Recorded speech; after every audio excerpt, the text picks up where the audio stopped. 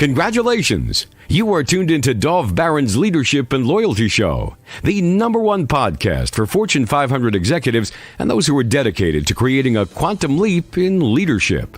Your host, Dov Baron, is the founder of FullMontyLeadership.com. He's an executive mentor to leaders like you, a contributing writer for Entrepreneur Magazine, CEO World, and he's been featured on CNN, Fox, CBS, and many other notable sites. Dov Baron is an international business speaker who was named by Inc. magazine as one of the top 100 leadership speakers to hire. Now, over to Dov Baron. Hey folks, thanks for joining me.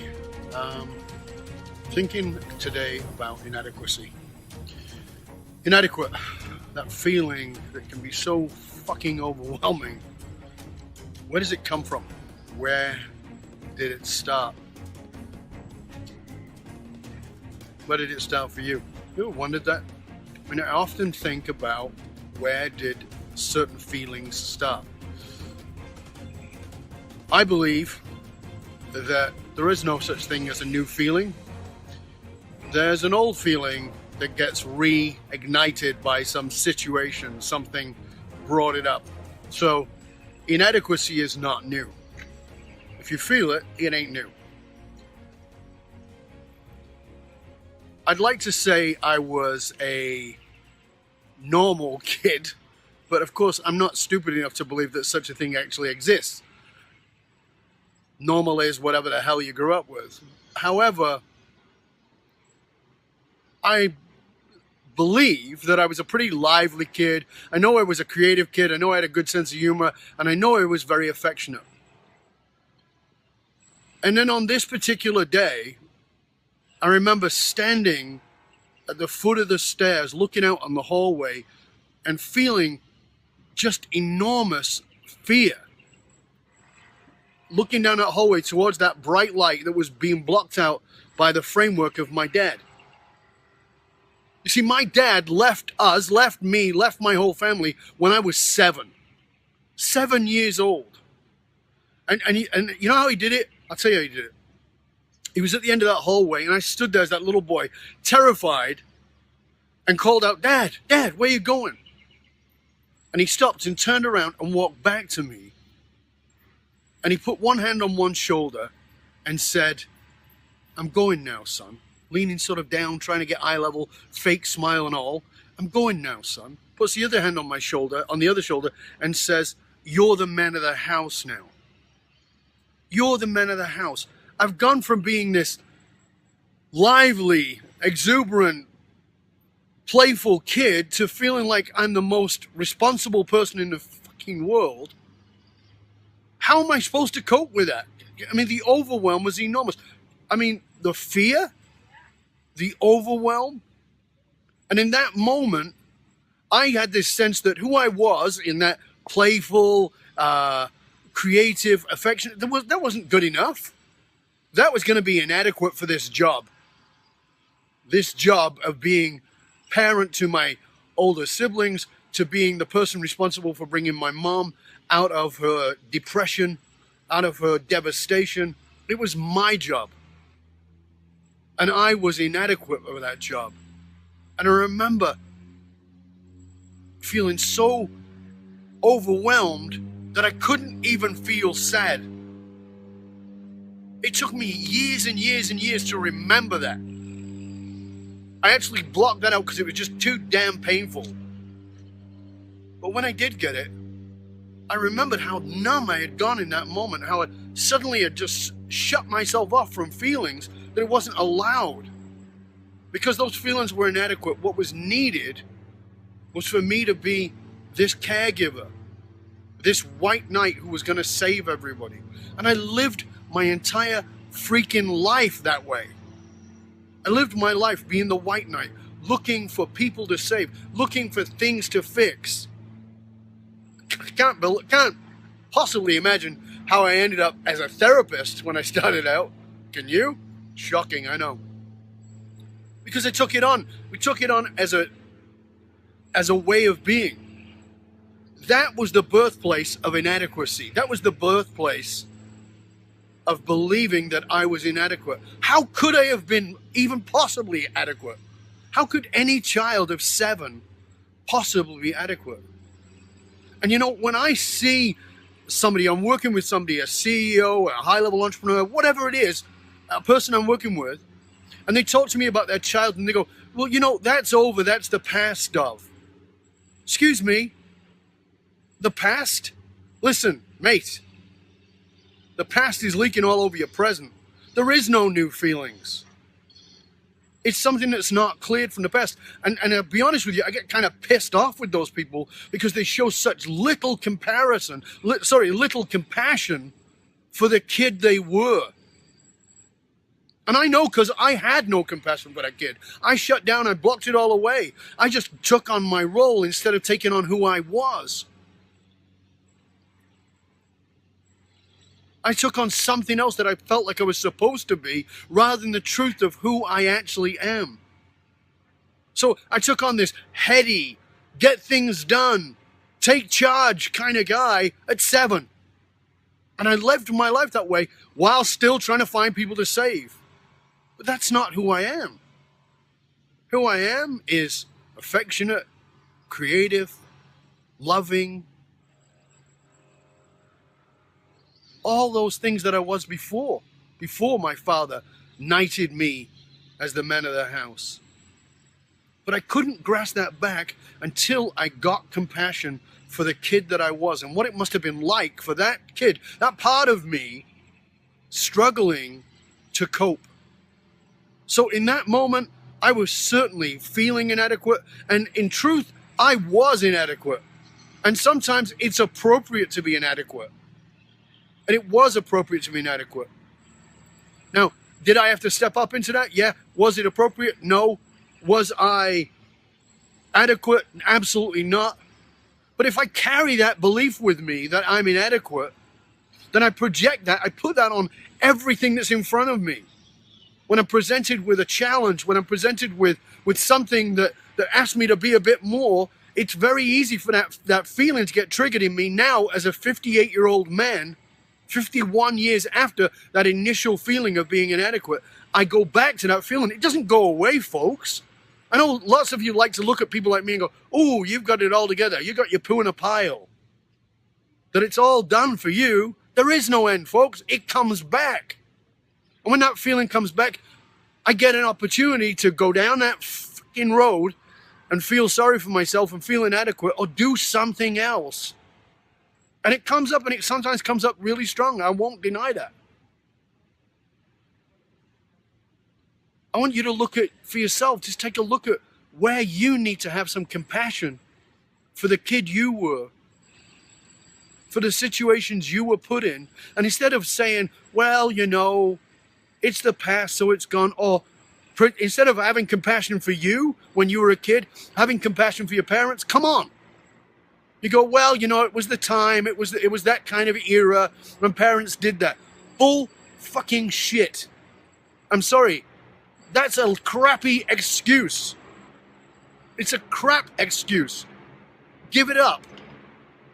Stop having compassion for them and have some compassion for yourself. Yeah, it was a different era, and maybe they didn't know any better, but so what? What about having some compassion for the kid you were and what you actually had to go through?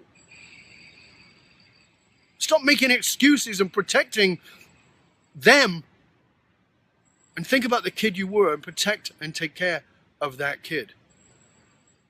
Inadequacy, it's a seed, and it's a poison seed. And that's just one example. For me, I used inadequacy. But let me give you another example. I remember my first day of high school. And I was going to King David High School, the Jewish high school. And I'd gone to a secular junior school and got my ass kicked on a very regular basis as the only Jew in the school. Well, that's not true. The headmaster was Jewish, but nobody knew that about him. And he certainly didn't broadcast it. So I'd get, I understand racism and profiling and all that kind of shit because I went through it, even though I'm a whitey. But I was that kid. I got picked on, and they'd do this to me. They'd show me their hand like this. So what does that mean? The Jews killed our Lord.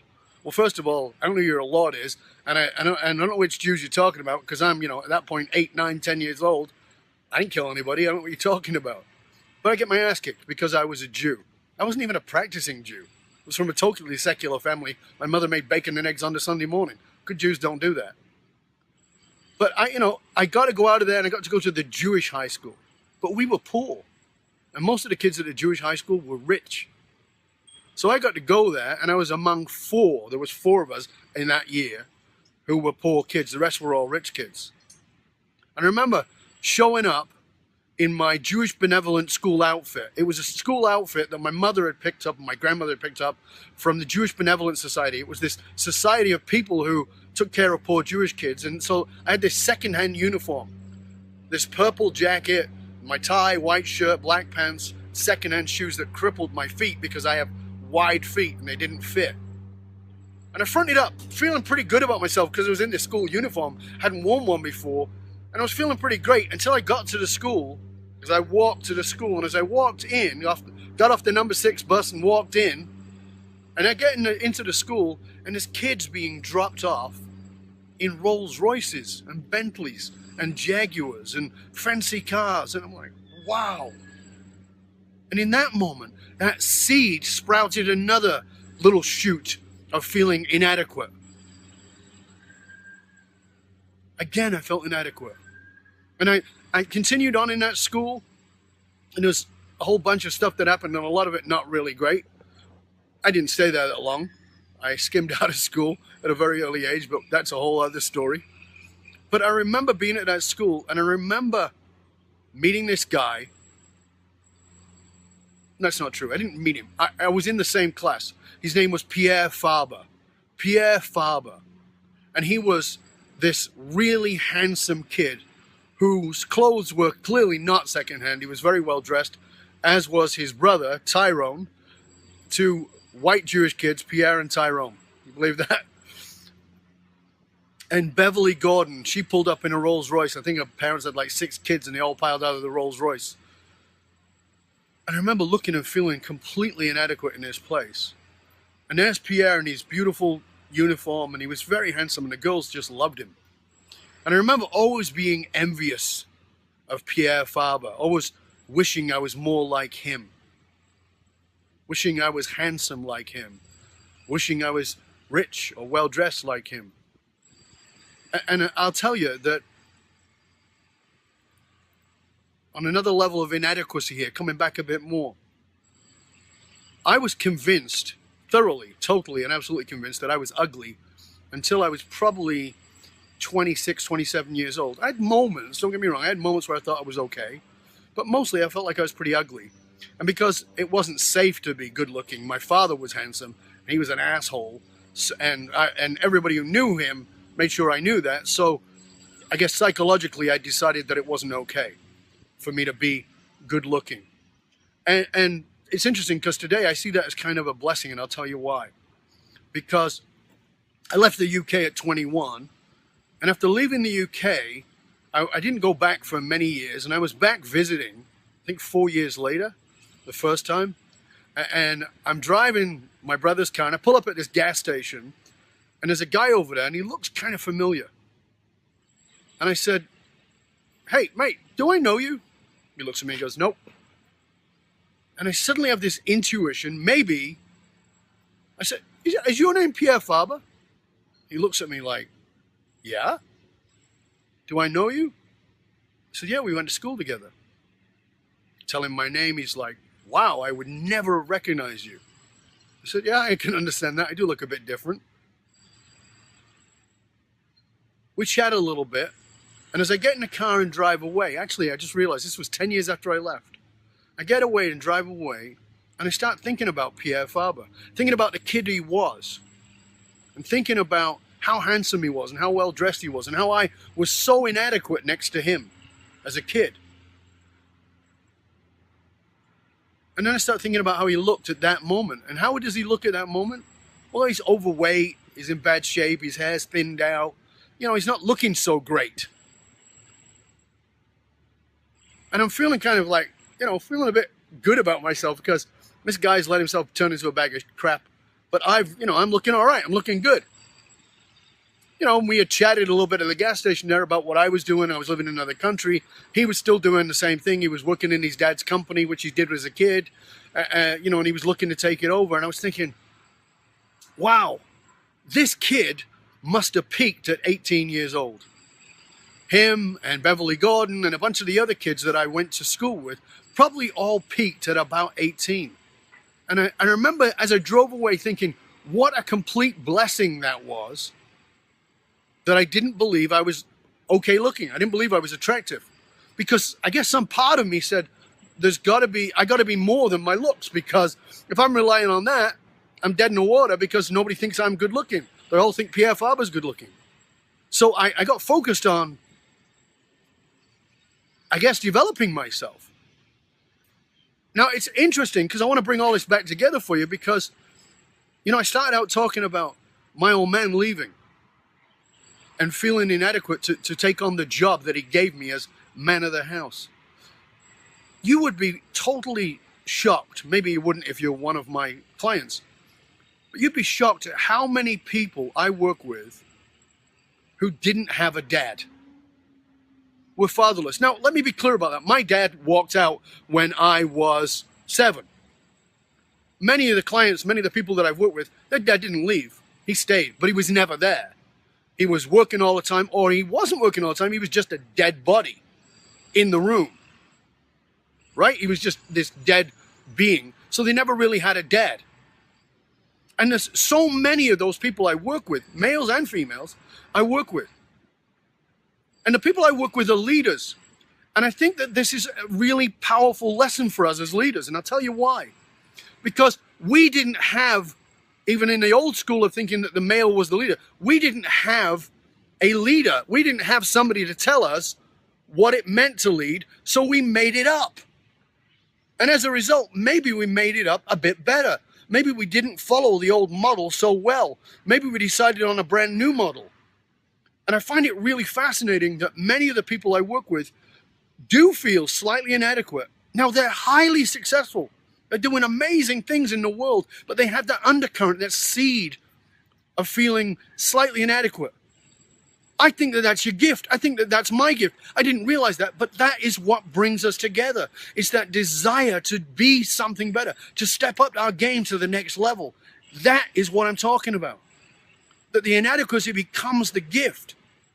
So as a result of not having somebody to show me how to be a leader, I got to design leadership for me.